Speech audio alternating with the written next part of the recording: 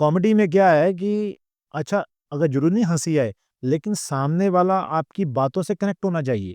लेकिन जितने भी आए हैं इस फ़ील्ड में, तो मुझे छोड़ के सब स्टार बने हैं। फिर मुझे सुनील शेट्टी मेरी इमेज बन गई, ये सुनील शेट्टी बहुत अच्छा करता है। उधर से मेरा रिलेशन बन गया अन्ना के साथ।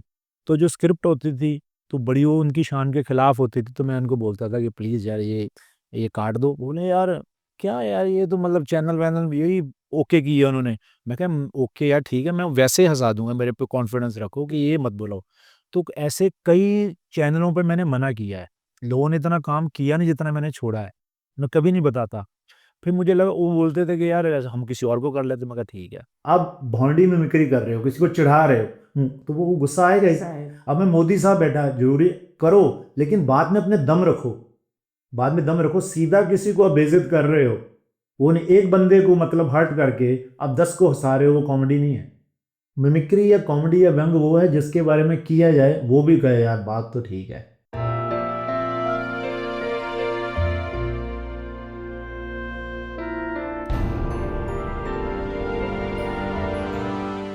नमस्ते सर, नमस्कार। कैसे हैं आप? बढ़िया, आप बताइए। मैं बहुत अच्छी हूँ और आज हमारी पूरी बातचीत जो है वो हिंदी में होने वाली है। अच्छा, मतलब नहीं कर सकते हैं, वैसे मेरी हिंदी वैसे थोड़ी दारा सिंह वाली है। नहीं, मैनू भी पंजाबी आंदी आ। आंधी है? बस इतना ही आता यानी ठीक है। लेकिन मुझे इसके आगे हिंदी आती है। है। ये अच्छी बात है, संभालने वाला कोई होना चाहिए। हाँ, नहीं ठीक है। अभी आप लुधियाना से बिलोंग करते हैं, पंजाब। जी, लुधियाना। मैं जानना चाहूंगी कि लुधियाना में कहाँ से प्रॉपर? अच्छा, हाँ ये बड़ी अच्छी बात है क्योंकि ये सब वहीं शहर पे आके ख़त्म कर देते हैं। अब अंदर जा रही गली मोहल्ले में। क्योंकि देखो लुधियाना हर शहर की ना एक तबीयत होती है। जी तो लुधियाना बेसिकली इंडस्ट्रियल एरिया है। जी। तो लुधियाना में हमारे कहावत है कि जो यहाँ लुधियाना में आके भूखा मर गया वो कहीं रोटी नहीं खा सकता। अच्छा, इतना काम है। काम है। इंडस्ट्री है, साइकिल इंडस्ट्री है, कपड़ा जो आप कपड़े पहनते हो सर्दियाँ वहाँ पे है ना? लेकिन इन सभी चीज़ों से मेरा कोई लेना-देना नहीं थी। हमारी दुकान थी हलवाई की और राहों रोड पे। और राहों रोड के बारे में एक मैं बात बता दूँ, मैं हमेशा बोलता हूँ कि इंसान को कहीं पहुँचने के लिए ना बड़े मुश्किल रास्तों से गुज़रना पड़ता है। तो मैं तो रहता ही राहों रोड पे हूँ और राहों रोड जो बना ही नहीं 30 साल से। तो जो अभी ये पंजाब वाले, जो लुधियाना वाले हँसेंगे इसको, राहों रोड बहुत फ़ेमस है। ना और बनने का रीजन? बस वैसे ही मतलब कह लो कि श्रापित जगह है वो। लेकिन वहाँ से इसीलिए क्योंकि वो स्ट्रगल कर के जो वहाँ पे चल गया तो वो ज़िंदगी में कोई मार नहीं खाता। तो हमारी दुकान भी वहाँ थी, घर भी वहाँ था। तो एक्चुअली क्या है, जब आपने बहुत ज़्यादा स्ट्रगल किया हो ना, फॉर एग्ज़ाम्पल जिसने रेलगाड़ी के जनरल क्लास में धक्के खाए हों, है ना उसमें, तो फ्लाइट का एन्जॉय वही कर वही सकता है। कर सकते हैं, बिल्कुल। उसको अगर मतलब बिज़नेस क्लास मिल जाए तो उसके लिए वो स्वर्ग है। वो किसी से झगड़ा नहीं करेगा क्योंकि वो शुक्र करेगा। तो इसीलिए पहले कुछ ज़्यादा मिल जाए तो आदमी फिर आगे तो कुछ है ही नहीं बड़ा, कुछ भी नहीं है। उससे 19-21 हो सकता है, लेकिन जो ज़ीरो से उठ के जाता है, वो शुकराने में रहता है। तो आई एम वेरी लकी कि मैं राहों रोड से आया हूँ। तो राहों रोड पे हमारा घर है, जनता कॉलोनी, ओके। है ना?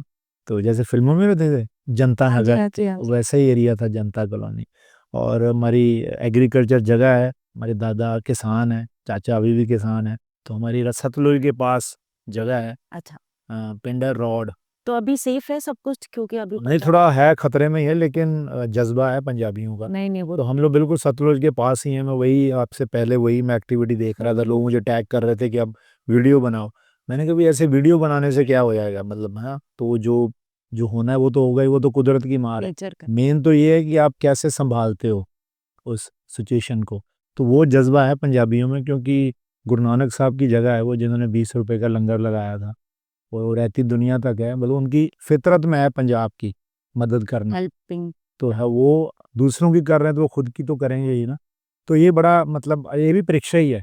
मैं हमेशा हर्डल्स को मानता हूँ कि आपको ना कुछ निखारने का मौका दे रहा है ईश्वर। मैं इसलिए घबराता नहीं कभी भी हर्डल्स को। उल्टा आपको समझो कि ग्रो का टाइम स्टार्ट हो गया। यस। तो जो आदमी डाउनफॉल कर गया, ये यार दूसरों पर क्या लांछन लगा दी, इसकी वजह से ये हो गया ये, तो वो समझ नहीं पाता उस चीज़ नहीं को। समझ पाए। तो इसीलिए मैं उस परिवार से आता हूँ जो मज़दूर रह चुके हैं, उनको देखा है मैंने। उनकी मेहनत के आगे तो मुझे ये कुछ भी नहीं लगता। नहीं। इंडस्ट्री की मेहनत कुछ भी नहीं लगती। तो बस ये है छोटी सी कहानी। और हलवाई की दुकान थी हमारी, मेरे पिताजी की, तो अभी ढाबा है, मेरा भाई करता है। अच्छा। तो मेरा मतलब कह लो कि इंस्टीट्यूट जो एक्टिंग का, वही हमारा दुकान थी। वाह। तो जितने किरदार मैंने वहाँ पे सीखे हैं, जो भी मैं लैंग्वेज अलग अलग बोलता हूँ, केबल टीवी पे फिल्में देखता था जब नई नई 90s में केबल आई थी, 3 फिल्में, सुबह 10 बजे, दोपहर 2 बजे, रात को 7 बजे। तो वो बहुत सी यादें हैं। तो आप मुझे वहाँ ले गई लुधियाना में। एक नहीं, मैं ये चाहती जब मेरे वो एक लाइन में चला गया ना, आपने बोला भी लुधियाना में कहाँ से, से। तो अमूमन तो वहीं पे खत्म हो जाता है लुधियाना। तो लुधियाना धर्मेंद्र साहब, जी। पंकज कपूर, दिव्या दत्ता, साहिल लुधियानवी, तो ये उनका शहर है। शहर है। तो मैं वेरी लकी के उस जगह से मैं आता हूँ। बिलोंग करता तो लुधियाना में वैसे कलाकार बहुत कम है, लेकिन जितने भी आए हैं इस फील्ड में, तो मुझे छोड़ के सब स्टार बने हैं। है। नहीं नहीं, आप भी स्टार हैं, ऐसा नहीं। नहीं, मेरा आगे क्या पता मैं सुपरस्टार बोलने वाला है। मैं वहां खत्म नहीं किया। तो क्या, अंदर से तो रहो ना, खुद से प्यार करो, सेल्फ लव। आप देखो, दुनिया तो निकलती दूसरों की बेइज्जती करना है, खुद को तो आंको ना भी मैं सही हूँ, है ना। दुनिया तो कहेगी यार कुछ नहीं है, तो हम उसका वो मौका उनको छोड़ दो, छोड़। खुद तो कहो। सो कहने का मतलब, अपने आप से प्यार करो, लेकिन उस प्यार को मेंटेन करने के लिए मेहनत भी करते रहो। ये नहीं कि सिर्फ हीरो ही बने रहो।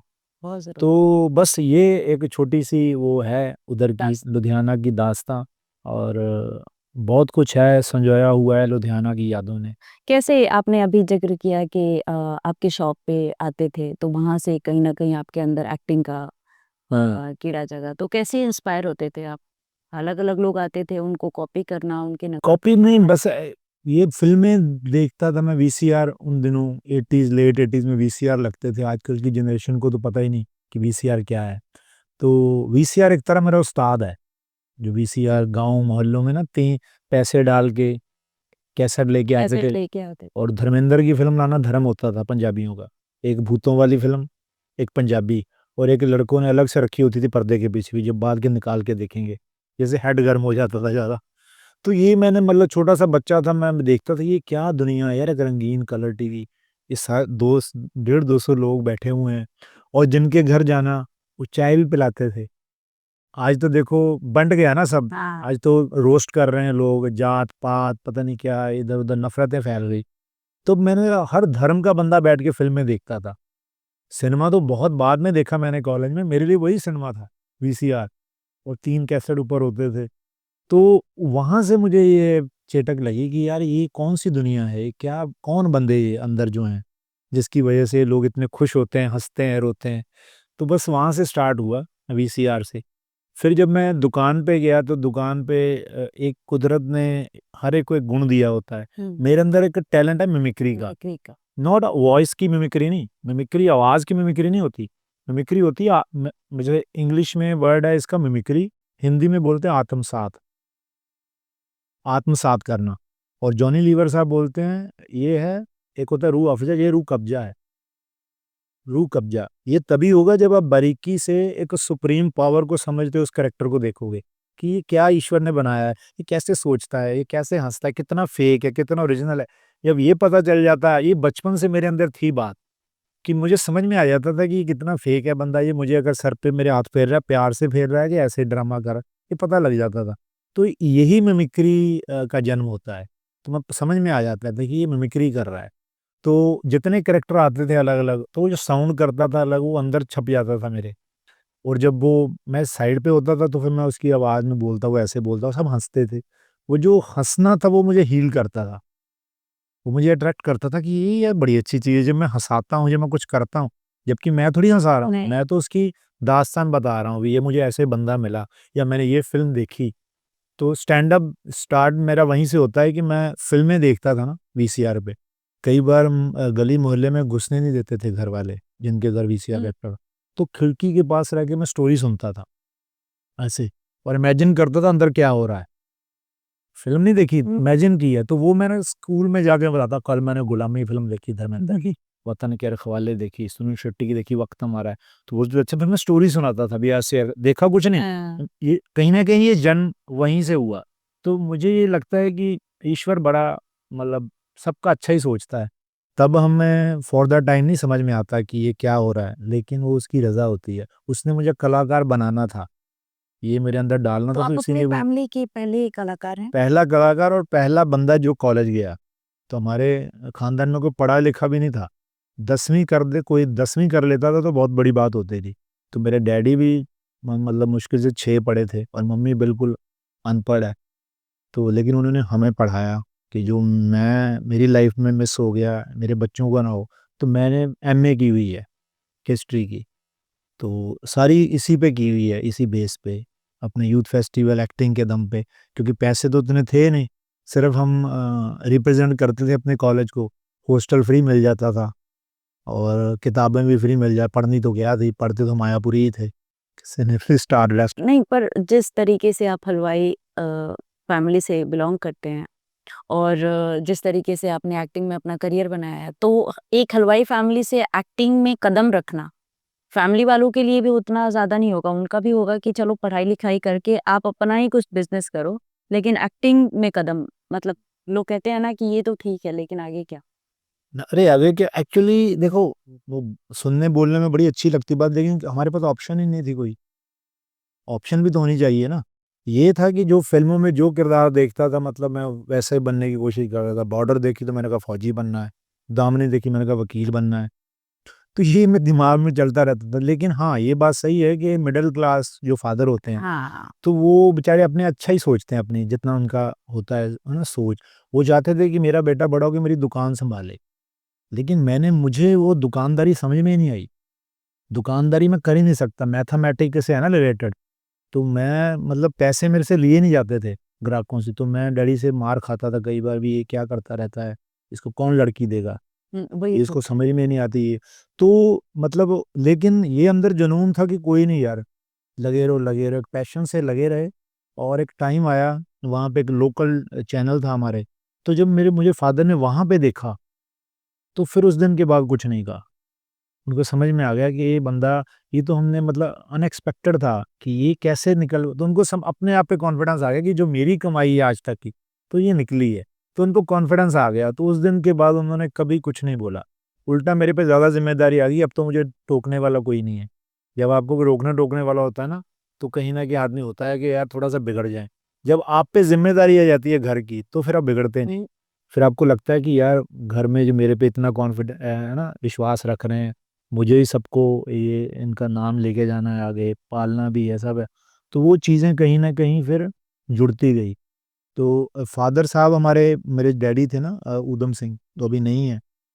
तो मुझे याद है, तो पहली बार किसी चैनल पे ऐसे परफ़ॉर्म कर रहा था मैं, तो उनको बुलाया गया। तो सबको बोला गया कि अपने-अपने मम्मी-पापा को लेके आना है।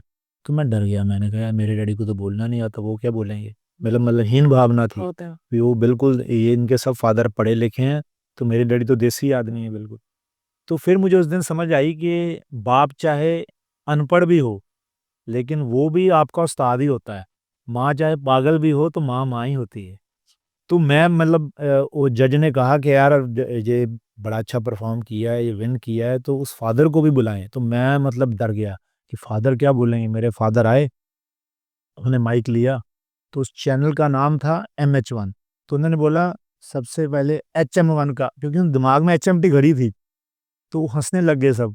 तो उनको लगा कुछ गलत बोल हो गया, है ना? तो उन्होंने एक ही लाइन बोली कि लाल कभी छुपते नहीं। कहते क्या बोलेंगे आप? कहते लाल कभी छुपते नहीं। तो एक लाइन बोल के उन्होंने माइक दे दिया, तो इसी पे 2 मिनट का मौन हुआ और तालियाँ बजी। मतलब ये इतना एक देसी बंदा आके एक ही लाइन में सब कुछ बोल गया। तो उस दिन मुझे समझ आया कि जो मैं ये बोल रहा हूँ, ये मेरी कोई मेहनत नहीं है, ये उनकी कमाई है। ये आदमी को वहम हो जाता है कि मेरा स्ट्रगल में, ऐसा कुछ भी नहीं है। जो आप कर रहे हो ना, ये आपके पीछे बुजुर्गों की ही देन है। आप जो करोगे आपके बच्चों के सामने आएगा। तो ये चीज़ है। ये चीज़ें धीरे-धीरे मुझे समझ में आई, तो इसलिए मैं निश्चिंत हो गया कि तुम कुछ नहीं कर रहे। वो सारी एक प्री प्लान्ड कहानी थी ईश्वर की, उस दुकान पे जाना, वो स्ट्रगल करना, वो उसने लिखा हुआ है पहले कि यहाँ जाना है, लेकिन बस आप गलतियाँ आपकी होती हैं, वो तो खूबियाँ दे के ही भेजता है। गलतियाँ खुद करते हैं हम बस। गलतियाँ भी इसलिए ही करते हैं ना ताकि उनसे सीख के ठीक है? कुछ हाँ, आगे बढ़ें, सीखें, ताकि दोबारा ना दोहरा सके उसको। दोबारा ना दोहरा सके। बस ये है कि अपना वेरी लकी हुँ। कि बहुत से कितने लोग हैं जो मतलब जिनका पैशन प्रोफेशन बनता है। बहुत कितनी दुनिया है जो काम कर रही, पैसे अच्छी गाड़ियों में घूम रही है, लेकिन वो नहीं कर रही जो करना चाहते। करना चाहते, तो हम बड़े बड़े लकी हैं, बड़े लकी हैं, बिल्कुल। तो हम वही काम कर रहे हैं। तो इसीलिए शुक्र मनाते हैं उन पेरेंट्स का और ईश्वर का। आपकी जो मिमिक्री की पहली पेमेंट होगी, उसकी खुशी अलग होती है। उसका कुछ अगर एक्सपीरियंस हो? मैं ना स्कूल के बाद में ना, मेरे नाना जी थे ना, पहलवान थे, उनको पहलवानी का बहुत शौक था, मुझे भी लेके जाते थे अखाड़े, मैं भी 3-4 साल जाता रहा हूँ। तो वहाँ पर बजरंगबली की फोटो होती थी, तो मुझे वो दारा सिंह लगते थे, क्योंकि रामायण में दारा सिंह देखा है। तो मैं उनको देख के ना खाली टाइम उनकी आवाज़ निकालता, मैं खुद बात करता था। मैं कहा, हनुमान जी आ जाऊँ, कैसे हो बेटे, मैं उनसे मैं खुद बात करता था खुद ही। तो मुझे नहीं पता था मैं आवाज़ निकाल रहा हूँ, क्योंकि हमने तो रामायण देखी है। तो एक रामायण में उनकी डब नहीं थी आवाज़, लेकिन एक फिल्म थी जय हनुमान, उसमें दारा सिंह थे ओरिजिनल आवाज़। अच्छा। तो मेरे नाना जी एक बात बोलते थे कि जो मर्द होता है ना आदमी, तो 2 चीज़ों से कमज़ोर नहीं होना चाहिए, एक यहाँ से, एक जेब से। जेब में आपके उतने पैसे होने चाहिए कि आप आस-पास के लोगों को ये ऐसे ऐसे रहो, ऐसे मत रहो। देने वाले बनो, माँगने वाले कभी मत। एक तो ये सिखाया, एक ये सिखाया कि कुछ भी हो जाए एक्सरसाइज़ कभी मत छोड़ो। ये शरीर चाहे आपके पास कम हो, काम कम हो, लेकिन वर्ज शरीर है ना, ये सही है तो सब है। तो उन्होंने 2 चीज़ें मैंने पल्ले बाँधी हमेशा, कि पैसे ज़्यादा नहीं होने चाहिए आपके, उतने ही होने चाहिए जितने आपका दिमाग ना खराब हो। किसी को देने वाले बन सको या खुद अपना कर सको, नहीं। और शरीर से कमज़ोर नहीं होने चाहिए। शरीर है तो ये भी सही चलता है। तो ये चीज़ें उनसे सीखी मैंने। तो उन्होंने मुझे कहा स्कूल टाइम में मुझे ना अंडे की रेहड़ी लगवा दी। स्कूल टाइम में बोले कि खाली टाइम तू क्या करता है ये? मैं ना फ़ोटो खींचता था, फ़िल्मी फ़ोटोज़ आते थे, ₹1 का पत्ता। तो मैं दिन भर मतलब मैं कलेक्ट करता था, वो इतना शौक था, फ़िल्मी था ना। तो वो बोलते थे कि इन्होंने तो पैसे थोड़ी देने हैं, कमाई थोड़ी देनी है, साथ में ये भी। मैं फिर फ़ोटो साथ में ले आता था, वहाँ खाली टाइम देखता रहता था, और जो उस दुनिया का था। तो अंडे लगाए मैंने सबसे पहले, अंडे। लेकिन मुझे शर्म बड़ी आती थी वो लगाते हुए, क्योंकि क्लास की लड़कियाँ कई बार गुज़रती थी सामने, तो मैं छुप जाता था कि अंडे लगा के बैठा है। और फिर चाय भी बेची है मैंने, चाय अपनी दुकान पे। तो ये मैंने बहुत काम किए पार्ट टाइम, इसीलिए नहीं कि मतलब ज़रूरत थी वो, इसलिए कि सेल्फ मतलब अपना खर्चा खुद चलाओ। जो मेरा खर्चा था पोस्टर, फ़िल्में देखनी, मैं खुद चलाता था। तो मुझे याद है आपने जो वो कही ना पहली बार पेमेंट वाली बात, तो मैं स्कूल के बाद ना एक डब्बे की फैक्ट्री में जाता था, काम करता था। तो वो 2 से 6 जाता था, तो 500-600 रुपए महीने बाद मिलते थे, 1 महीने बाद। और रजिस्टर पे लिखना पड़ता था। ऐसे वो जब आओ ना तो एंट्री करनी पड़ती थी, और जाते वक़्त भी जाते वक़्त एंट्री करनी पड़ती थी। तो कई बार सवा 2 बजे आना ना, तो ऐसे देखना मालिक नहीं है तो 2 बजे लिख देना, बड़ा 15 मिनट का बड़ा मज़ा आता था कि 15 मिनट बीत गए। तो जब 600 मिलते थे, ब इतना उसको 1-1 रुपया ना प्यार से खर्चते थे, नहीं मेरी मेहनत की कमाई है यार। लेकिन जब पोस्टर आते तो मैं ₹100 भी दे देता था। पोस्टर किसी दोस्त के लिए पोस्ट, उनसे इश्क था मुझे इन चीज़ों से। कैसेट कोई मिल जाती थी मिमिक्री की, वो खरीद लेता था मैं। उन दिनों तो, अब तो मिमिक्री दुनिया भर पता लग गया, तब तो पता ही नहीं था किसी को ये चीज़ है। तो पहली पेमेंट जो मुझे मिली, मेरे उस्ताद हैं चाचा रौनकी राम, जो जितनी बेल्ट है ना ये मलाज कॉमेडी की, तो वो उनको भीष्म पितामह मानती है, कॉमेडी के पंजाब के। घुग्गी पाजी, है ना, कपिल पाजी, ये सब उनको मानते हैं, है ना? तो बहुत बड़े आर्टिस्ट हैं और इंसान बहुत बड़े। तो मेरी खुशकिस्मती है कि मेरा उनसे मिलना हुआ, मुझे वो मिले, रहनुमा बन के मिले। तो पहली बार मैं उनके साथ गया एक मेले पे, है ना? यूथ फेस्टिवल में करता था वो, हमें ना स्किट करवाने आए थे कॉलेज में। तो उन्होंने मुझे देखा कि इसके अंदर फायर है स्टैंड अप वाली। बोला तुम कल मेरे साथ चलो मेले में, मेरा शो है, तो बीच में मौका लगा तुम परफ़ॉर्म करना। ठीक है? तो मुझे देखा ही नहीं था मैंने कभी। जब मैं वहाँ गया तो 8-10 हज़ार बंदा मज़दूर, ये हिमाचल में ना बद्दी मेला लगता है, तो वहाँ पर दुनिया ही दुनिया। तो बीच में एकदम वो करते-करते माइक बंद हो गया उनका, लाइट एक से कॉर्डलेस माइक चल रहा था। तो एकदम उनका ध्यान आया तो मुझे बुलाया स्टेज पे। तो मैंने इतनी दुनिया नहीं देखी थी पहले ज़िंदगी में कभी, लेकिन मुझे कोई फ़र्क नहीं पड़ा, क्योंकि मुझे लगा कि यार नो, मैंने ऐसे ही परफ़ॉर्म कर दिया जैसे 2 बंदों के सामने करता। तो वन्स मोर हो गया। तो फिर मैंने किया, मैं राजू श्रीवास्तव की आइटम की थी, थोड़ी बढ़ा के। उनकी एक आइटम थी कि फ़िल्म स्टार अगर गरीब हो जाएँ तो झोंपड़े में रहते हैं। तो क्या मतलब गुज़र-बसर के लिए आम आदमी की ज़िंदगी जिए स्टार, 1 दिन के लिए तो कैसा? तो ये थॉट बड़ा अच्छा था। तो इसको मैंने बढ़ाया अपने तरीके से। मतलब उसमें मैं तब कैसे, थोड़ा-सा एक बार अगर हो जाए? वो मुझे याद है कि अभी सुबह-सुबह मतलब झुंपड़पट्टी में आ गए आम बंदे ना, सब स्टार को शूटिंग पे जाना, किसी को कहीं जाना है। तो वो आइटम है राजू भाई को याद करते हुए। तो बोले कि बाथरूम में लाइन लगी सुबह-सुबह, सब मतलब मुझे अमिताभ बच्चन सबसे जो गए वहाँ पे तो खड़े होता जगदीप खड़े हैं ना पुराने कॉमेडियन कहता जगदीप मियाँ हम जहाँ पे खड़े होते हैं लाइन वहीं से शुरू हो आई है भाई आई लव यू हमें भी जाना है आया खाना है लाइन में आओ लाइन। तो ऐसे पीछे लाइन लगी हुई तो इस पे मैंने और एक्टर डाल दिए जिनकी जिनकी मुझे आती तो ये इतना मतलब लोगों के लिए नई चीज थी ये भी कि एक बंदा कैसे आवाजें निकाल रहा है। तो ये उसके बाद मुझे इतनी खुशी हुई कि यार तालियां मतलब इस प्रोफेशनल स्टेज पे मैं आ गया। तो उनके बाद में उन्होंने मुझे ऐसे किया कहना वेरी गुड। तो उन्होंने मुझे ना 500 रुपया दिया। 500 रुपया मैं कहा नहीं सर ज्यादा है अरे कहता कम है रख ले कहता। तो मैं मेरा दिल किया कि यार इसको ना फिल्मी एक्टर की तरह संभाल के रखूं लेकिन मुझे जरूरत थी बड़ी 500 की तो मैंने खर्च दिए। तो मतलब मेरे ज़हन में अभी भी वो 500 का नोट है। तो मैंने अंदाज़ा लगाया कि कहाँ महीने बाद जो मुझे काम मतलब मर-मर के मैं करता था, उसके मिलते थे 500-600 रुपए। ये वो काम जो मुझे मतलब इतना अच्छा लगता है, उसके 500 मिले यार, तालियाँ भी मिली।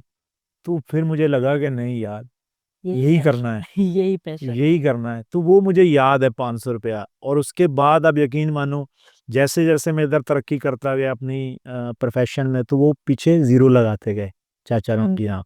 हैं 500 से 1500 फिर 5000 फिर 50,000 मतलब इधर मैं अगर लाखों रुपए ले रहा था तो वो 50,000 देते थे। अगर मैं 50,000 ले रहा था वो 5,000 देते ऐसे मतलब उनके ज़ीरो में बरकत हुई, बरकत वो मेरे उस्ताद की। तो अभी भी मैं मुझे बुलाएँ तो मैं बिना सोचे भाग के चला जाता हूँ क्योंकि उनके जो पैसे हैं वो बरकत है, बरकत वाले हैं उस्ताद के। पर जो होता है ना कि हम जहाँ पे लोकल में हम परफॉर्म कर रहे होते हैं, तो हमें लगता है कि दुनिया उतनी ही छोटी है। पर जब हम एक ऐसी जगह पे आते हैं जहाँ पे कंपटीशन में बहुत सारे लोग खड़े हैं, तब लगता है कि असली कंपटीशन तो ये है। तो आपका भी वहाँ से स्ट्रगल एक्चुअल शुरू हुआ होगा, क्योंकि वो तो इंडिपेंडेंट था और कुछ लिमिटेड लोगों में होगा, पर रियल स्ट्रगल तो बाद में शुरू होता है। सही बात है। ये ना कहानी अभी है ना पिक्चर अभी बाकी है। हाँ। एक्चुअली पिक्चर अभी शुरू हुई है। रियलिटी शो हम रियलिटी शो मैंने 30-35 किए हैं। वो रियलिटी शो में कोई रियलिटी नहीं होती। आजकल तो बिल्कुल नहीं होती, पहले तो फिर थोड़ी बहुत थी। थोड़ी बहुत। तो ये बात बिल्कुल सही है कि जो लोग ये बेचारे अपने गाँव दराज से सोच के आते हैं ना कि यार स्टार बन गए, असली कंपटीशन तो खत्म होने के बाद शुरू होता है क्योंकि चैनल के लिए वो एक माहिर एक प्रोग्राम होता है बस। वो अगले पे स्टार्ट हो जाता है, तो वो पुराने बंदे जो अपना छोड़-छाड़ के यहाँ आ जाते हैं, तो पिछला भी छोड़ दिया, यहाँ भी नहीं कुछ मिला, तो बड़ी टफ है। तो ऐसे मैं कई बार लोगों को समझाता हूँ कि प्लीज़ यार इसको ऐसे मत लो। तो मेरे साथ भी ऐसा हुआ। मैं लाफ्टर चैलेंज में आया था 2008 में।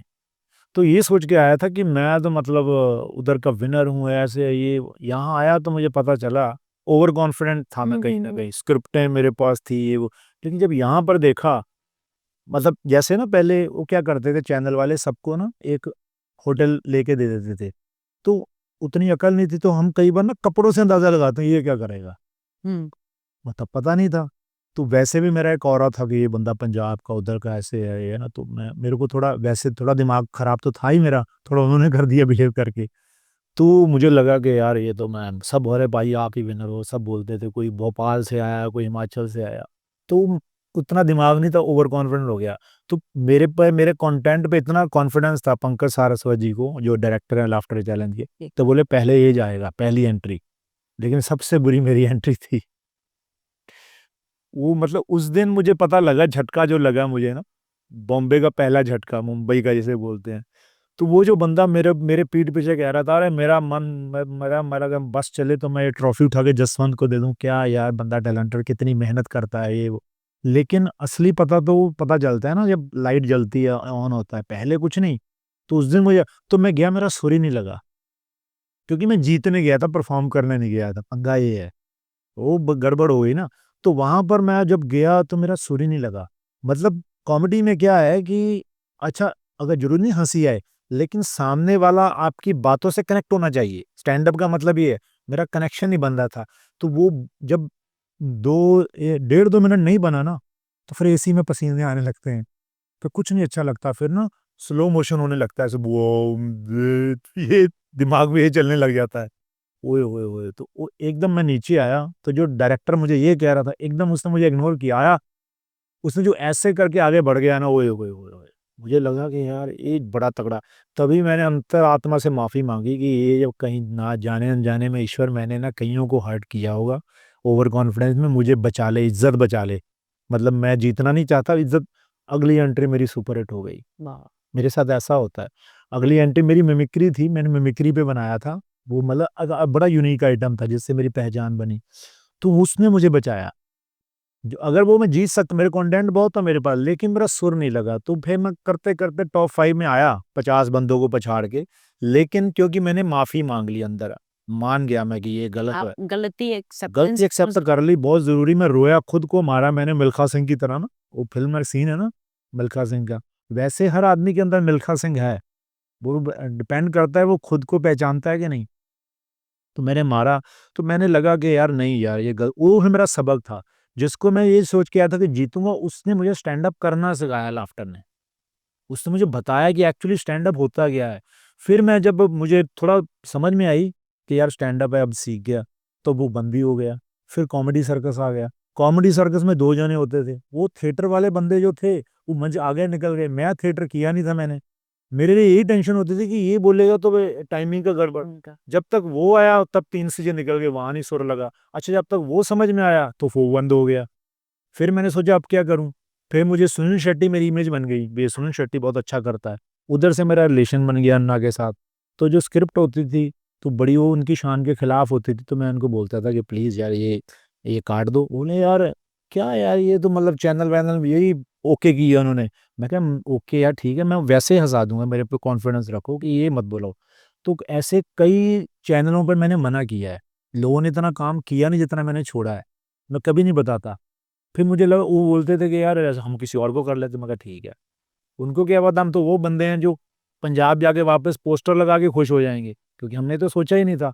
मुझे था ना कि यार अब मुझे, मैं मिल लिया, उनका नमक खाया, उन्होंने मुझे घर बुलाया, तब ये देखेंगे तो कैसा फील करेंगे। तो मैं तो एक टाइम था फैन था उनका, या मिलने आना चाहता था। तो मेरी ये भावना थी। तो फिर मैंने छोड़ दिया। फिर मैंने कहा कुछ और करें, क्या करें। फिर मैंने फिल्मों की ओर रुक की है कि मैं अंदर तो एक्टर ही था। फिर मैंने पंजाबी फिल्में की, उसमें अपना दिखाया कि स्टैंड अप जितने हैं वो फिल्मों में नहीं कहीं क्लिक होते। मतलब जितने भी स्टैंड अप हैं, कॉमेडियन जरूर बने हुए, एक्टर नहीं कोई किया। तो मैंने एक्टिंग भी की है, खुद को सीखा मैंने।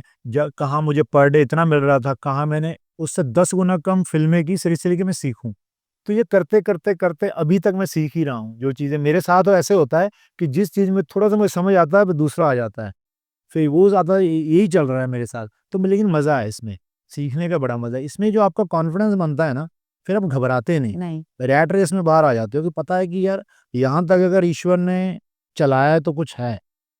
तो नहीं तो लोग लोग क्या करते हैं, लोग हार मान जाते हैं, इस भीड़ का हिस्सा बन जाते हैं इस शहर की। अब अभी आपने बोला कि सुनील शेट्टी जी के आप बहुत बड़े फैन हैं, हुँ। पर वो भी आपके बहुत बड़े फैन हैं। नहीं, नहीं, ये तो उनका बड़प्पन है। अभी और उन्होंने कपिल शर्मा शो में जी, आपका नाम लिया है कि ये बड़ी उनका बड़प्पन है, ये तो बड़प्पन, ये जो मेरी भक्ति भी कह सकते हैं हाँ, कि देखो मानते हैं उस चीज़ को। ये हिंदुस्तान है, यहाँ पर श्री राम से ज़्यादा हनुमान के मंदिर हैं।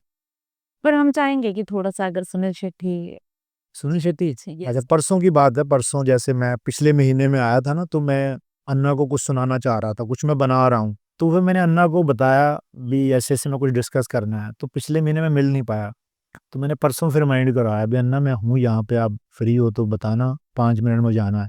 तो उनको वॉइस मैसेज आता है, "अरे जस सॉरी बेटा सॉरी, एक्चुअली मैं ट्रैवलिंग इतना कर रहा हूँ कि वो सनी भी कंफ्यूज हो जाता है हाँ, कि मैं कहाँ पे हूँ। डेफिनेटली मैं सैटरडे को मिलते हैं बेटा, सैटरडे को मैं अगर सोवा था तो आ जाओ, कभी भी आ जाओ।" वाह!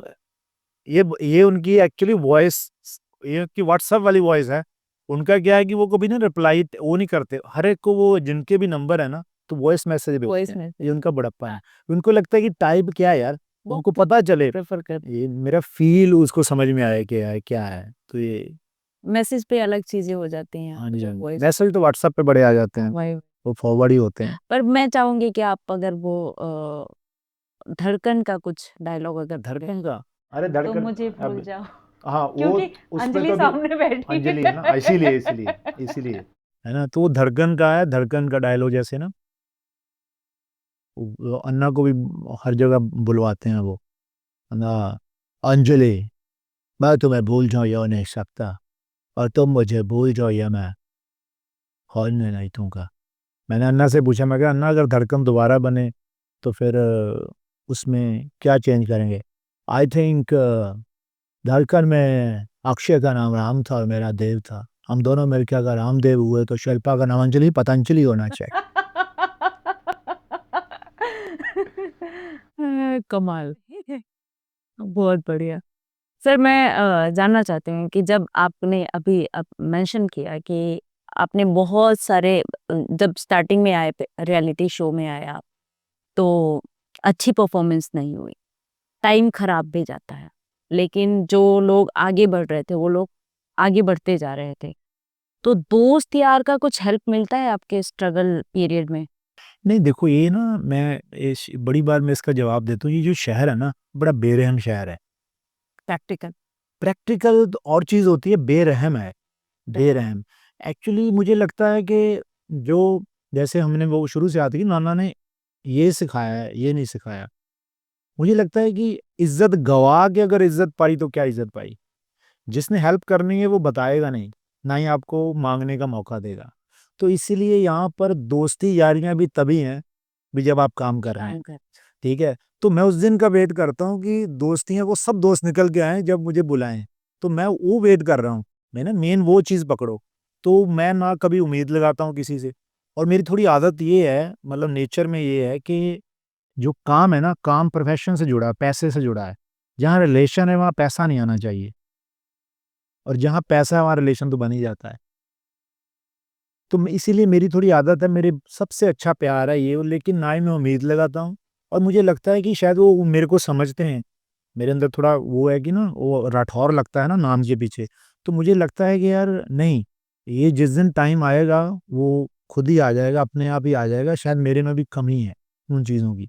तो वो बंदे भी ठीक है जो काम कर रहे हैं सब, ठीक है, लेकिन मुझे पसंद ही नहीं है कि कोई मैं काम माँगूँ किसी से जाके, या या बोलो। कोई हाँ, बेचारा नहीं बनना चाहता। वो क्योंकि आपने स्क्रीन पे दिखना है, हीरोइज़्म तब दिखेगा जब अंदर से हीरो हो। वो दिखेगा, कैमरा पकड़ लेता है, इसको बोलते हैं ना ये त्रिनेत्र है, जो इंसान की आँख नहीं देख पाती है, कैमरा देख लेता है। तो मैं नहीं चाहता कि मेरे अंदर गरीब इंसान दिखे। तो अभी कौन से ऐसे कॉमेडियन हैं जिनको सबसे ज़्यादा पसंद करते हैं कि नहीं, ये अच्छा है? नहीं, सब अच्छा काम कर रहे हैं, हर एक में किसी न कोई एक। कोई ना कोई गुण है, हुँ, कोई ना कोई गुण है सब में। और जितने पंजाब से आए हैं, हुँ। है ना? वो सब तो बेस्ट हैं, क्योंकि मतलब चाहे बॉलीवुड फ़िल्में कह लो, चाहे दारा सिंह, पृथ्वीराज कपूर, ये पंजाबियों की देन है इधर इंडस्ट्री में, क्योंकि वो उनकी तबीयत में हँसना-हँसाना। तो ये यहाँ भी, पाकिस्तान भी चलो पहले पंजाब का हिस्सा था, है ना? तो उधर के चाहे कॉमेडियन हो, तो मैं एक कोई नाम नहीं ले सकता, सब में कुछ ना कोई गुण है। क्योंकि मैं एक स्टूडेंट की तरह देखता हूँ सबको कि इसके अंदर ये अच्छी बात है, इसके अंदर ये अच्छी बात है। क्योंकि मैं अपने आप को अभी एक स्टूडेंट मानता हूँ कि यार इनसे मुझे ये सीखना है। तो एक नाम मैं अगर लूँगा तो एक पे बंद करूँगा, वैसा Charlie Chaplin. Charlie chap. Charlie Chaplin से मुझे बड़ा कोई कॉमेडियन नहीं लगा। मतलब उसकी ज़िंदगी देखो, मतलब बिना डायलॉग के जो हँसा दे, और उसकी इतनी ट्रेजेडी भरी ज़िंदगी, और उसके बाद जितने भी कॉमेडियंस के मैं संपर्क में आया, सबकी लाइफ़ सेम है। जो जितना कड़ा है ना ज़िंदगी, उतना ही वो पढ़ा-लिखा लिखा दिखाए लोगों को। एक्चुअली होता नहीं है। चाहे जॉनी भाई हो, चाहे कपिल शर्मा हो, चाहे गुरप्रीत गुग्गी हो, चाहे कोई भी सुदेश लहरी, हर एक की लाइफ़ भरी हुई है स्ट्रगल से। इसलिए जिसके पास जितना स्ट्रगल है, उतना ही वो हँसा पाएगा। साफ है। क्योंकि उसने गरीबी देखी है, धोखे देखे हैं ज़िंदगी के, और मासूमियत नहीं छोड़ी। मासूमियत प्लस स्ट्रगल का सुमेल है कॉमेडी। पर कॉमेडी में कई बार ऐसे आरोप्स लगते हैं ना कि जोक्स जो हैं वो रिपीट होते हैं हुँ। और जो ओरिजिनल कंटेंट की कहीं न कहीं इंडिया में कमी। मेहनत मेहनत लगती है ना। जोक देखो, जोक की बात तो अकबर बीरबल के ज़माने से वही चुटकुले हैं, सेम ही है। बात अपने आप के अंदाज़ की होती है, आप किस ढंग से सुनाते हो। अगर अंजलि सामने बैठी है, तो अंजलि क्या बातें कर रही है, अगर उस फ्लो में मैं कोई जोक सुनाऊँगा वो नया लगेगा। अगर अंजलि जा रही है इधर दक्षिण भारत की तरफ, मैं कोई बिहार का चुटकुला सुना दूँ उठा के, तो वो है ना, एफर्टलेस होती है कॉमेडी। तो मुझे लगता है कि आजकल जैसे डबल मीनिंग बहुत हो गई है कॉमेडी, मैं उसको कॉमेडी नहीं मानता। ये स्टैंड अप एक बेटा बड़ी पवित्र चीज़ है। जिसको पूरी फैमिली देखे। हम जिसको 11 बजे हेडफ़ोन लगा के देखे, वो कॉमेडी थोड़ी हो गई। कॉमेडी तो वो होती है जो लाफ्टर में आई थी, जो कोट पैंट से पूरी फैमिली बैठ जाती थी। जॉनी भाई करते थे, राजू भाई करते थे, वो क्यों है? अच्छा, ये जो कॉमेडी अभी चल रही है, ये क्योंकि पंगा ये बढ़ गया, जनरेशन गैप हो जाता है। हमें नहीं पता चलता कब ज़िंदगी आगे बढ़ गई। सोशल मीडिया आया, तो आज से 20 साल पहले प्रोग्रामों में उसको बुलाया जाता था जो कोट पैंट पहन के लाफ्टर में देखे, यही कॉमेडियन है। फिर कपिल शर्मा शो आया, कॉमेडी सर्कस आया, लोगों को लगा गेटअप वाले कॉमेडियन हैं जो गेटअप करते हैं। अभी जो ये स्टूडियो में 8-10 बंदे बिठा के हँस रहे हैं ना, तो उसी को कॉमेडियन समझ रहे हैं लोग। जो दिखता है वही बिकता है ना, बोलते हैं। तो ये चीज़ आ गई है, क्योंकि लोग बेचारे बड़े भोले होते हैं, ऑडियंस। वो जिधर भाव होता है ना, उधर ही मुड़ जाते हैं। तो इस मौके पर फिर बहुत मेहनत ज़्यादा बढ़ जाती, कॉम्पिटिशन कितना बढ़ गया। मुझे किसी ने पूछा कि आपकी फ़ील्ड में स्टैंड अप कॉमेडी बहुत हो गई, बड़ा कॉम्पिटिशन हो गया। मैं कहा एक्टरों से तो कम ही है। स्टैंड अप बनने के लिए कम से कम 15 साल चाहिए आपको। 14 साल होते हैं ना, 14 साल में एक डॉक्टर तैयार होता है, 14 साल में एक्टर तैयार होता है, 14 साल में ही 14 साल बनवास था, कोई वजह है उसकी, बनवास को उसकी वजह है। 14 साल में कुछ घंटे लगातार आप एक विधा में मतलब उसे माहिर हो जाते हो। तो अगर आपके अंदर गुण है स्टैंड अप वाला, तो 14 साल आपको वेट करना पड़ेगा काम करते-करते। फिर जब आपको समझ में आएगी बात, फिर आप नहीं डरोगे। फिर जोक ने ब एक टाइम था, मैं वही सोच रहा था ना, एक टाइम था यार, जोक ना ढूँढते थे। एक टाइम था जोक पे सुन के हँसते थे। एक टाइम था जोक लिखते थे। अब वो टाइम आ गए जोक बना देते हैं। सफ़र है ना? तो ऐसे ही जब वो आ जाएगा, सहज सहज है चीज़। एक्टिंग जैसे की नहीं जाती, एक्टिंग होती है। होती है। वैसे ही जो कॉमेडी है, कॉमेडी की नहीं जाती। कॉमेडी सेंस ऑफ ह्यूमर है। आपकी बातों से बातें निकालना, आपको एंगेज करना और पता भी ना चले मैं कब हँसा दूँ, तो ये ह्यूमर है। वही, वही। आपने डबल मीनिंग वाली बातें करी अभी कि डबल मीनिंग। नहीं, मैंने की नहीं, डबल मीनिंग की बात की। हाँ। तो अभी है, कॉमेडी में आ चुका है वो। क्यों आया है, कुछ उसका रीज़न होगा जो कि आपको डीपली पता होगा? नहीं, ये तो सदियों से ही चलता है। ये बस सोशल मीडिया के कारण अब पता चलने लग गया, बस फ़र्क ये है। पहले भी किताबें छपती थी, स्टेशन के बाहर बिकती थी, जिनका कवर कुछ और होता था, अंदर कुछ और लोग हॉस्टल में अपनी पढ़ते, मैं भी खुद पढ़ता रहा हूँ मैं। तो ये सदैव चलता है। अभी सोशल मीडिया आ गया, हर बंदा मोबाइल को अपने वॉशरूम का आईना समझ के बैठ गया और कुछ भी बोल रहा है, ठीक है? उसको ये नहीं पता कि क्या असर हो रहा है उसका, अपनी ज़िम्मेदारी भूल गया। आर्ट और इन्फ्लुएंसर जो भी हैं आप बोल रहे हो, तो इसमें एक फ़र्क है। कलाकार होने के लिए आपको मेहनत करनी पड़ेगी। अच्छा, हमारे गुरुजी सिखाते थे, कहते बोलना इम्पोर्टेंट नहीं है, क्या नहीं बोलना ये इम्पोर्टेंट है। जिस दिन ये पता लग जाएगा, उस दिन आपको बोलना आएगा। कॉमेडी में जो वो धार्मिक और पॉलिटिक्स का भी कुछ निकल जाता है, जिसकी वजह से लोग हर्ट हो जाते हैं। नहीं, ऐसा कई शो में नहीं, हुआ है। तरीका होना चाहिए। देखिए, मैं मानता हूँ, एक है ना, इसी को व्यंग बोलते हैं। व्यंग शायद आज की जनरेशन को पता भी नहीं होगा, सटायर जिसको Satire। बोलते हैं। सटायर करने के लिए जज भट्टी साहब करते थे, हुँ। है ना? उल्टा-पुल्टा देखो दूरदर्शन के ज़माने में। तो उसको करने के लिए आपको पढ़ना बहुत पड़ेगा। पढ़ना प्लस करना पड़ेगा। तो अगर ये आप जो बोले ना राजनीति पर बहना, सीधे आप बोलोगे बेइज़्ती है, तो बेइज़्ती है ना। ऐसे वरना कि आप उस ढंग से करो, कुछ कंटेंट ऐसे बनाओ या आवाज़ ऐसे निकालो कि वो ताली बजाए, क्या बात है। आप भौंडी मिमिक्री कर रहे हो, किसी को चिढ़ा रहे हो, तो वो गुस्सा आएगा ही। गुस्सा आएगा। अब मैं मोदी साहब बैठा, ज़रूरी करो, लेकिन बाद में अपने दम रखो। बाद में दम रखो, सीधा किसी को आप बेइज़्ज़त कर रहे हो, वो नहीं, एक बंदे को मतलब हर्ट करके आप 10 को हँसा रहे हो, वो कॉमेडी नहीं है।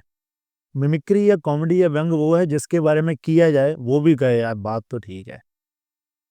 उसके लिए आपको फिर मेहनत कोई करना नहीं चाहता। नहीं चाहता। सर, आपने ना अभी मेंशन किया था इससे पहले कि और आपके अंदर जो एक गुण है कि गलती एक्सेप्टेंस वाली, जी, जो हम इससे पहले बात कर चुके हैं। जी।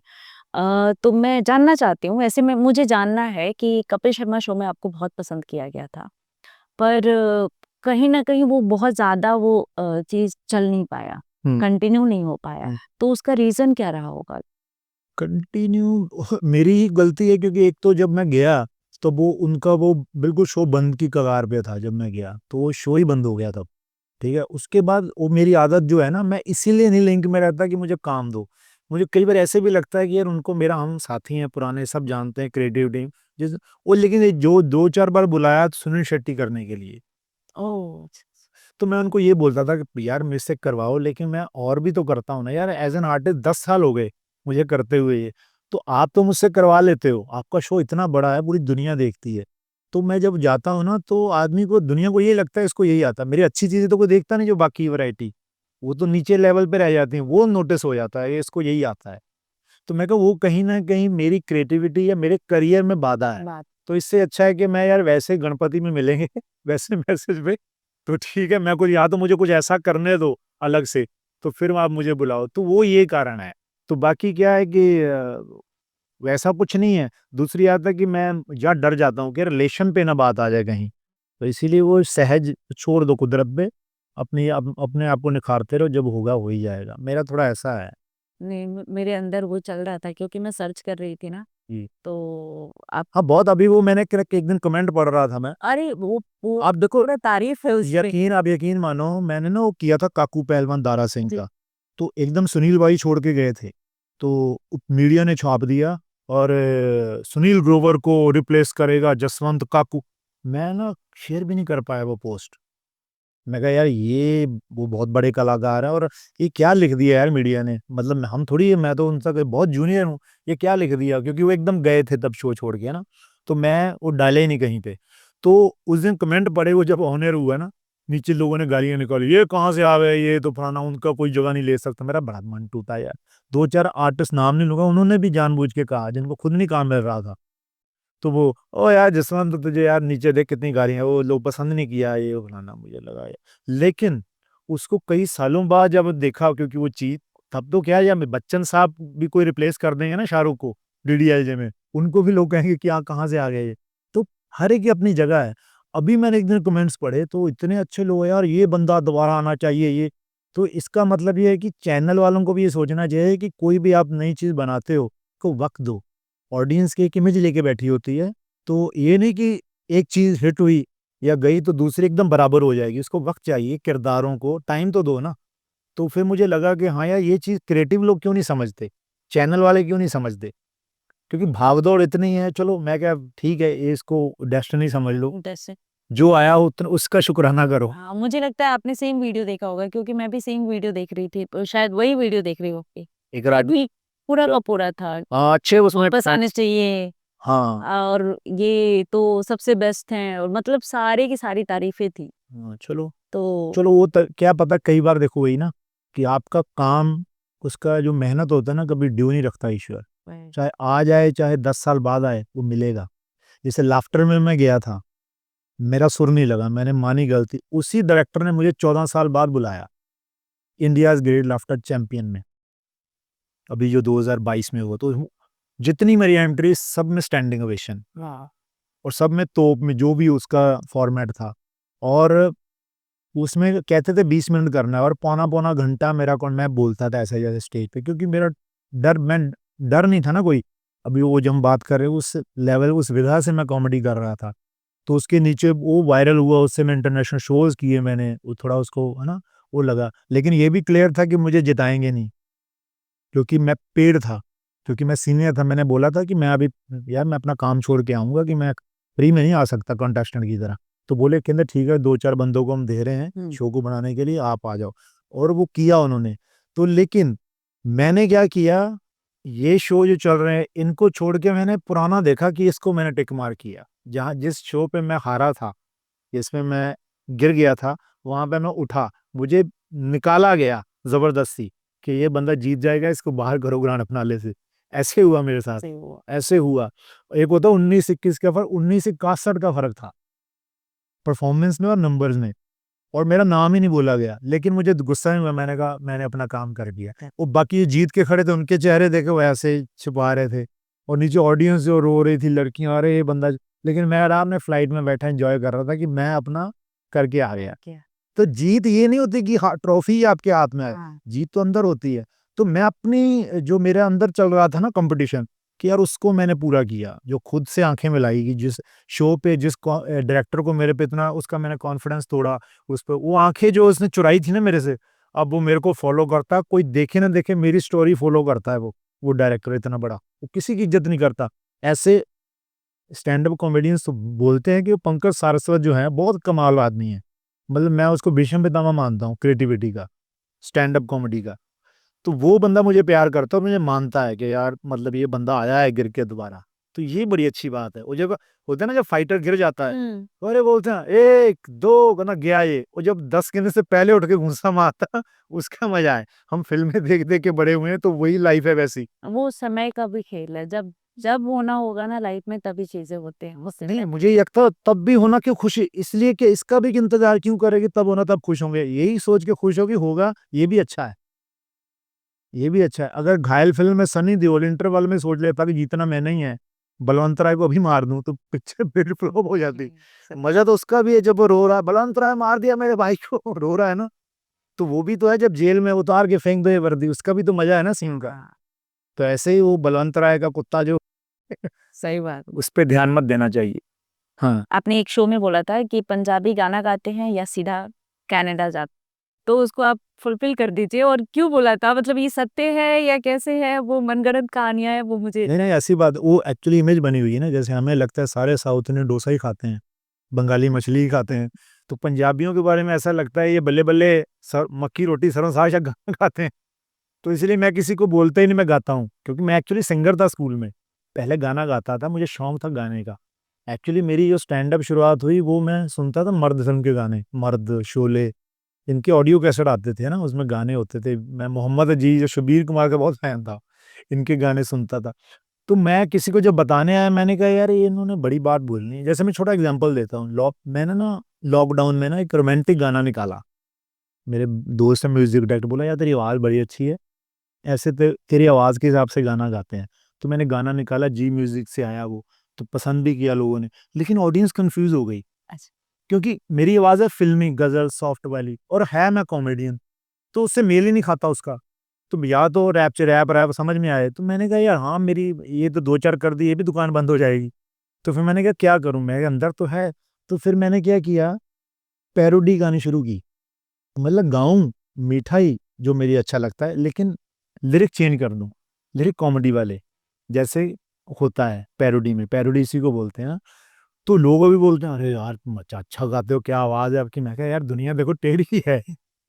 तो फिर मैंने इसीलिए बंद कर दिया बोलना कि मैं गाता हूँ। मैंने कहा यार मैं सिंगर हूँ ही नहीं, वहाँ सब गाते हैं। जब वो बोलता है ऐसा वजह, लेकिन मैं गाता हूँ तो लोग यार नहीं आप तो अच्छा गाते हैं।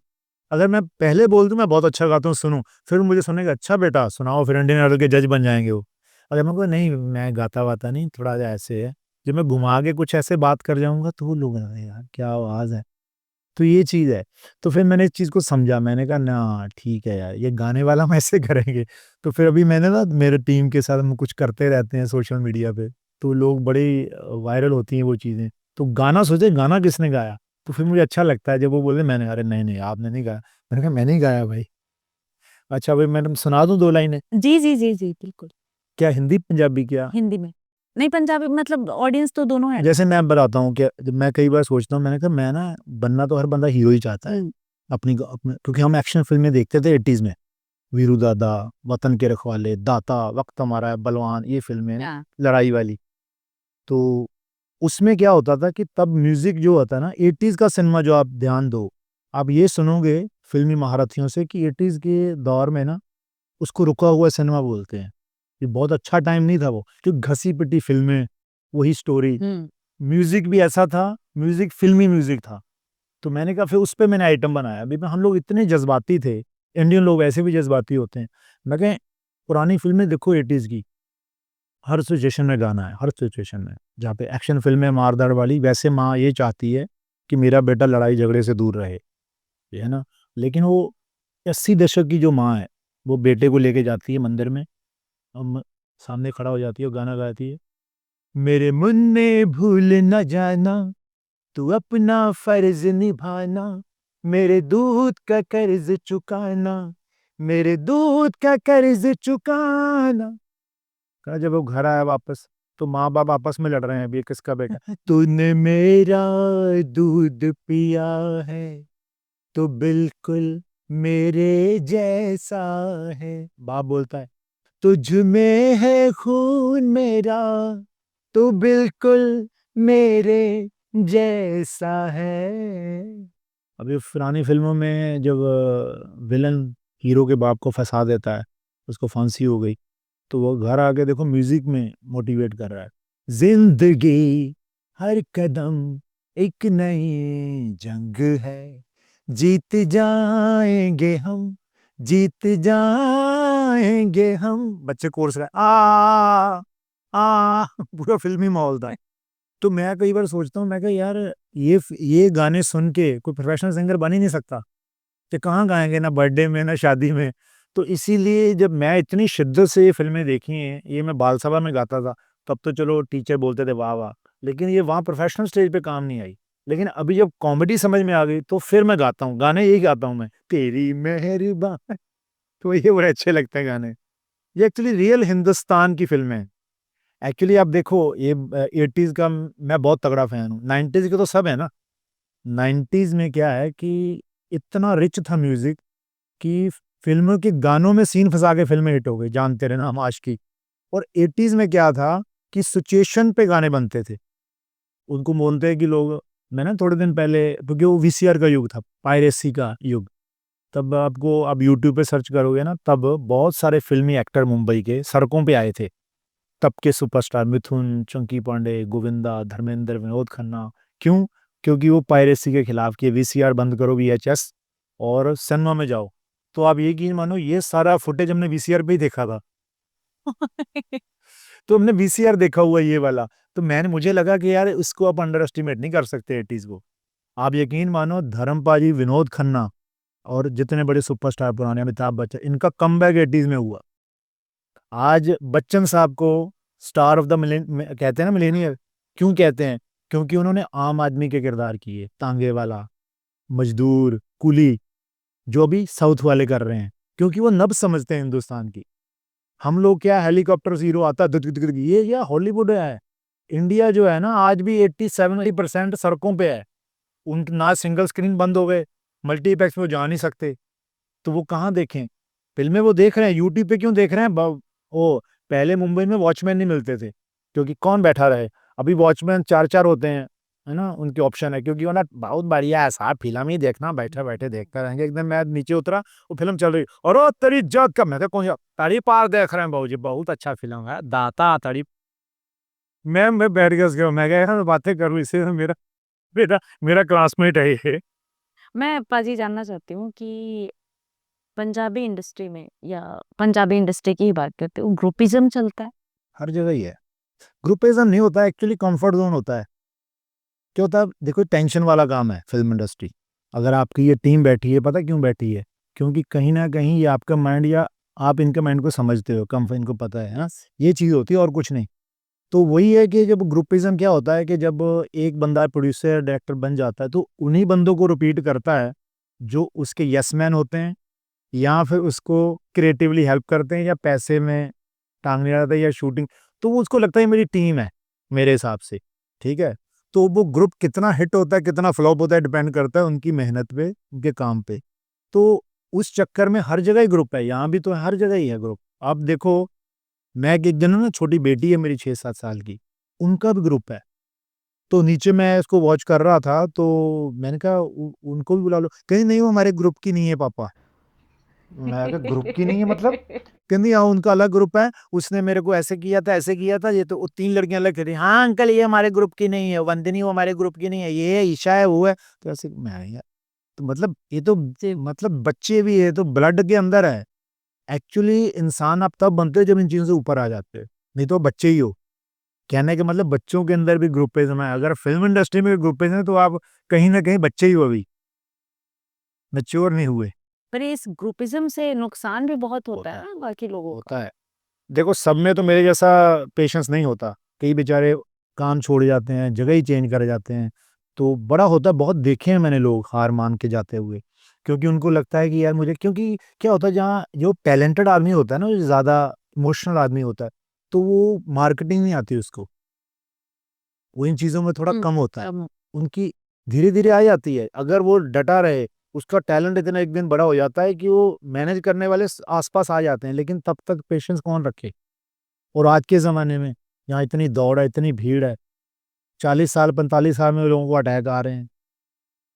तो ये सब चीज़ें हैं। तो यहाँ कहीं ना कहीं हमारी ईमानदारी ये है कि ये चीज़ों को थोड़ा परे करते हुए हमें टैलेंट को तरजीह देनी चाहिए, क्योंकि वो भी ईश्वर ने दिया है उसको। अगर हम उसकी बाजू पकड़ते हैं, तो कहीं न कहीं उससे उसकी इबादत करते हैं। ये चीज़ें भूल जाते हैं लोग यहाँ पर। पर टैलेंट को कदर ना देते हुए आजकल तो सोशल मीडिया का जो ज़माना है, उसपे लोग फॉलोअर्स देख रहे हैं कि फॉलोअर्स कितने हाँ, फॉलो वो गलत है। देखिए ज़रूरी नहीं कि जिनके फॉलोअर्स हैं, वो सब टैलेंटेड ही हैं या जिनके फॉलोअर्स नहीं हैं, वो टैलेंटेड नहीं हैं। अभी एक छोटी-सी एग्ज़ाम्पल देता हूँ, हमारे पंजाब का बहुत बड़ा सुपरस्टार है, ठीक है?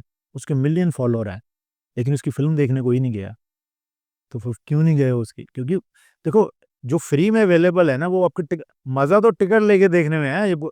असली फ़ैन तो आपके वो हैं जो आपको देखने आए हैं, टाइम निकाल के, ठीक है? आधा पौना घंटा पार्किंग बारिश में होते हुए 50-60 रुपए पार्किंग के देते हुए, अंदर जो पॉपकॉर्न बाहर 30 रुपए के मिल रहा है, 450 का खरीदते हैं, इसकी फ़िल्म देखनी है। तो ये जो पेशेंस, ये जो जर्नी है, ये है असली। वो नहीं है कि आपके फॉलोअर्स कितने, फॉलोअर कभी नहीं आते। फॉलोअर उसी बस वही हैं, ट्रोल करने वाले ही हैं और नीचे या कमेंट करने। एक दिन आप उनकी बात ना मानो, आजकल तो ये भी है, मेरे साथ होता है कई बार ऐसा। जैसे मैंने किसी को एक्सेप्ट कर लिया, है ना? फॉलो मतलब वो हो गया ना, मेरे साथ जुड़ गया या मुझे फॉलो कर लिया किसी ने, तो वो 4-5 बार मैसेज करता है, पाजी क्या हाल, आपके फैन है फलाना। तो देखता है आपने 5-7 बार यार किए, चलो रिप्लाई कर देते हैं, थैंक यू ब्रदर, और पाजी आज थैंक यू आपने रिप्लाई किया, कोई स्टार नहीं करता। मैं कहा नहीं नहीं, हम स्टार हैं ऐसे ही। तो पाजी आपका नंबर मिलेगा, हैं? तो फिर आदमी सोचता है यार ये थोड़ा ज़्यादा। ज़्यादा हो गया, तो मैं पीछे हट जाता हूँ। 2 दिन में पाजी आपकी किसी को नहीं देता नंबर आपका, दे दो यार, ऐसे-ऐसे फलाना। अच्छा, फिर आदमी थोड़ा रुकता है। फिर चौथे दिन, और देखे तेरे बड़े जैसे, हैं, पहन तो राजेश खन्ना का नहीं रहा, तुम क्या है? ऐसे भी हैं। पर किसी ने ये भी बोला होगा ना कि मिमिक्री आर्टिस्ट जो होते हैं, वो कॉपी करते हैं, क्रिएटिव नहीं है। नहीं, क्रिएटिव फॉर स्टैंड, वो इसीलिए बोलते हैं कि वो सर मिमिक्री करते रहते हैं, मिमिक्री। क्रिएटिव, जब आप स्टैंड अप और मिमिक्री आर्टिस्ट में यही फ़र्क है। मिमिक्री आर्टिस्ट उसको बोला जाता है जो सिर्फ़ मिमिक्री करता है। हालाँकि मुंबई में जॉनी भाई ने माम मीटिंग बनाई हुई है, माम, है ना? मिमिक्री आर्टिस्ट एसोसिएशन बनाई हुई है ना? तो उसमें सभी जितने, चाहे हास्य कवि हैं, चाहे कॉमेडियन हैं, चाहे मिमिक्री, उन सबको मिमिक्री आर्टिस्ट ही बोला जाता है, स्टैंड अप को भी। लेकिन मैं ये मानता हूँ कि स्टैंड अप जो हॉलीवुड से है, जो अभी कर रहे हैं लोग, इसमें क्रिएटिविटी चाहिए बोलने की। मतलब आप किसी एंगल को अपनी नज़र से देखते हो कि यहाँ से मेरी ये ऑब्जर्वेशन है, तो उसको अपने ढंग से सुनाते हो, है ना? अगर इसमें प्लस मिमिक्री का तड़का लग जाए, अगर जो आप किरदार, आपसे सुनील शेट्टी का मैंने कोई मिमिक्री थोड़ी की है, वो मैंने बात सुनाई वो असली वाली, तो आप इसीलिए आपके चेहरे पे स्माइल भी आई, हँसी भी आई। तो ये क्रिएटिविटी है। अगर मैं, सर आप बोलते कि सुनील शेट्टी, तो मैं सुनाता कौन-सा डायलॉग सुनना है, तो वो मिमिक्री रहेगी। लेकिन मैंने क्या किया, मैंने वो बातों को जारी रखते हुए अपना ये नज़दीकी भी बता दी अन्ना के साथ कि हाँ, मेरा कितना पर्सनल रिलेशन, मुझे कितना प्यार करते हैं। व्हाट्सएप पे मैसेज में हमारी बात होती है और आपको हँसा भी दिया, तो ये क्रिएटिविटी है। तो मेरे बारे में तो आप नहीं बोल सकती, ना ही ऑडियंस बोल सकती है। तो कभी ख़्याल आया था वो सब देख के, कॉम्पिटिशन देख के, लोग देख के कि आपसे भी अच्छे हैं जो कर रहे हैं, मुंबई से वापस लौट चले? नहीं, नहीं, सच में नहीं आया था, क्योंकि मैं सच बताऊँ कि मैं बोला कि फ़ैन, मैं वो दौर से कभी निकला ही नहीं, क्योंकि इन लोगों को पोस्टरों में देखा हुआ है, बड़ी ज़िंदगी जी हुई है। तब वो जब मैं यहाँ पे आया, तो हम यहाँ ओरिएंटल होटल है, यहाँ पे ठहराते थे, और मरोल नाका, यहाँ से नए-नए जब आए थे। लेकिन मुझे ना सड़कें, वो वही लग रहा था कि ये शूटिंग फ़िल्म में मेरा ऐसा था। तो मैं काली-पीली टैक्सी एक रोकी, मैं वॉक करने गया, मैं और अजीव ठाकुर। अच्छा। मैं कि मैंने आया, तो मैं उसको गया, मैं कहा यार अल्टा माउंट रोड किधर है? मेरी तरफ देखे, अल्टा माउंट? मैं क्या, 18 बी पृथ्वी अपार्टमेंट, अल्टा माउंट रोड, मुंबई 26, ये सुनील शेट्टी का एड्रेस है ना? ये तो उधर पड़ता है साउथ में। कहता उधर, हाँ उधर। मैं कहा अच्छा, मैं कितने पैसे लगेंगे? 350 रुपया इतना आएगा। तो मुझे एक्चुअली ये था, वो कहना क्या पूछा, मैं कहा सुनील शेट्टी का एड्रेस पूछ रहा था कितना आने का, वो हंस रहा था। मेरा वो था, एक्साइटमेंट अलग। एक्साइटमेंट मेरी अलग थी फैन वाली। अभी जाके मैं समझा हूँ इस शहर को, क्योंकि अब समझ में आई कि ये शहर एक्चुअली सपने दिखाता है, लेकिन सपने तोड़ता भी है। लेकिन सपने देखना बंद मत करो। जाते-जाते हम थोड़ा-सा, कुछ एक्टर हैं जिनकी हम मिमिक्री सुनना करेंगे, ये अच्छा, दारा सिंह जी हैं, ज़ारा सिंह, हाँ। सनी देओल का डायलॉग है हुँ, और दारा सिंह जी की आवाज़ होगी, हुँ। अ, कौन-सा डायलॉग? सुधर जा, हुँ। नहीं तो अगर हम सुधारने पर आए, तो तेरा बहुत नुकसान हो जाएगा। अच्छा, ये धनी देओल का डायलॉग है? ये मुझे पता है किस फ़िल्म का है ये। मुझे भी नहीं पता, मैंने देखा। अच्छा, सुधर जा। नहीं तो हम सुधारने पे आए, तो बहुत नुकसान हो जाएगा। बे बेटी बात ऐसे है, वक़्त रहते ही सुधर जा, क्योंकि अगर मैं सुधारने पे आ गया तेरा बड़ा नुकसान हो जाएगा। बोल जय श्री राम। मुस्कान। आ गई तेरे चेहरे पे मुस्कान, बस यही था कारण। वाओ! अच्छा, राखी गुलजार साहब जी की कहते ये कैसे आपने अंदाजा किया? वो मैं एक आइटम बनाया था कॉलेज में कि जैसे नए-नए जब मोबाइल आए, जी। तो कर्ण में बहुत आती थी रिपीट, पुनर्जन्म वाली आज भी अच्छी लगती है कि क्या ज़माना था, फ़ोन-वोन ही नहीं थे। सलमान, शाहरुख है, तांगे वो अपना बैलगाड़ी पे जा रहे, कितने अच्छे दिन थे। मैंने कहा तब अगर मोबाइल आया होता, उस ज़माने में टेक्नोलॉजी आई होती, तो फिर कैसे उसका डायलॉग होता? जैसे अमरीश पुरी सम राखी, जैसे आपने जी, बोला जी। राखी को बोल रहा है। अरे! अरे बुढ़िया! अ, अ, अ, अ, अरे! अब तो तेरे मोबाइल की बैटरी लो हो गई है। अब तू क्या करेगी? दुर्जन सिंह, मेरे कर्ण अर्जुन आएँगे, वो नया चार्जर लाएँगे, फिर रात को 2-2 बजे तुम्हें 2 बजे वाली मैसेज भेजूँगा। गुगी पाजी का कोई डायलॉग। गुग्गी बाजी, हाँ जी। लाफ्टर में भी आए थे, वो बड़ी वायरल हुई थी। गुग्गी बाजी हमारे उस्ताद हैं। तो हँसी वाली बात क्या है कि चलो आपकी ऑडियंस हिंदी है, तो गुग्गी पाजी को जानते हैं आप, पगड़ी भट्टी साहब के बाद वही 2 कॉमेडियन आए हैं आज तक, और बहुत रुतबा है उनका पंजाबी सिनेमा में, और अक्षय कुमार के बहुत अच्छे दोस्त हैं। अच्छा। हाँ, बहुत नज़दीक हैं। तो मैं जब पहली बार यहाँ आया ना, अपना यहाँ एक प्रोडक्शन हाउस है, एंडे मॉल, तो हम लोग शो कर रहे थे राजू भाई का, राजू हाज़िर हो। वहाँ पे मैं आया तो गुग्गी पाजी जा रहे थे लिफ्ट में, तब सबसे पहले पंजाबियों में वो यहाँ आए। सब जितने पंजाबी आए हैं, कॉमेडियंस में सबसे पहले वो आए थे यहाँ। ओशीवारा के सामने उनका घर था। तो मैं उनको मिला, तो उन्होंने ना बम्बैया स्टाइल ऐसे अपने आप, वैसे तो हाँ, बम्बैया स्टाइल वो जो सैंडो पहने हुई है, और पटके की जगह यहाँ पे देसी वो यहाँ जो थोड़ा मॉडर्न सा पटका है ना वो रखा है, और जसवंत ठीक है, और सब। अभी उनको फ़ोन आ गया। पता नहीं वो उन्होंने जानबूझ के किया या कैसे, वो मेरे पे शायद ये कहना चाहते हैं कि मैं बम्बैया बन गया हूँ, देखो ना अब स्टाइल। उन्होंने फ़ोन उठाया हुआ है। उन्होंने मुझे शो किया कि मैं बम्बई। हाँ जी, हाँ जी। हाँ जी, जॉन साहब मैं इधर ही हूँ हाँ जी। कोई वांदा नहीं सर, कोई वांदा नहीं। हाँ जी, आप उसे अपना 4 बंगला से लेफ्ट मारो, आगे श्री जी गिरेगा। बस सामने अपना बस है अपना बिल्डिंग। हाँ जी, हाँ जी, कोई वांदा नहीं। हाँ जी, हाँ जी। हाँ, कांदा तो है वो खाएँगे। तो तो मैं ना ऐसे देख रहा हूँ, मैं कहा यार ये इधर की लैंग्वेज बोल रहे हैं पाजी। तो मैं बाद में इसका आइटम बनाया तो वो हँसे। नहीं, ये तुमने कब ऑब्ज़र्व किया? मैं कहा फिर आपके शागिर्द हैं। गाने का बहुत ज़िक्र हुआ है, तो जाते-जाते मैं एक गाना अगर आते जाते खूबसूरत आवारा सड़कों पे, कभी कभी इत्तेफाक से कितने अनजान लोग मिल जाते हैं, उनमें से कुछ लोग भूल जाते हैं, कुछ याद रह जाते हैं, उनमें से कुछ लोग भूल जाते हैं, कुछ याद रह जाते हैं।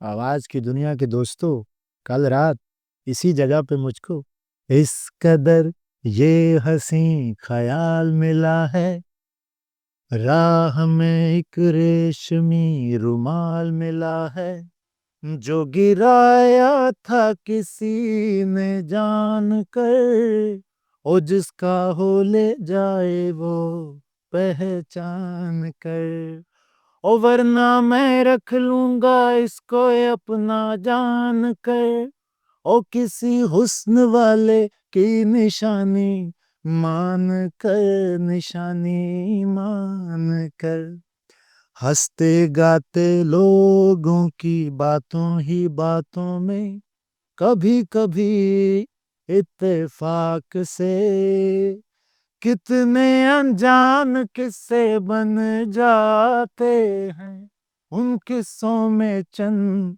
भूल जाते हैं, चंद याद रह जाते हैं। Thank you so much sir. और मैं जाते-जाते ये चाहूँगी कि अगर आप टाइमलेस स्टेज विद के बारे में कैसा लगा बातचीत करके?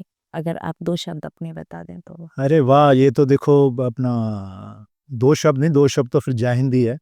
लेकिन बहुत अच्छा लगा आपकी टीम, और क्योंकि क्या होता है कि हम जैसे स्टैंड अप करते हैं ना, हम कॉमेडी करते हैं, तो हमारी आदत है आँखों में आँखें डाल के बोलने की।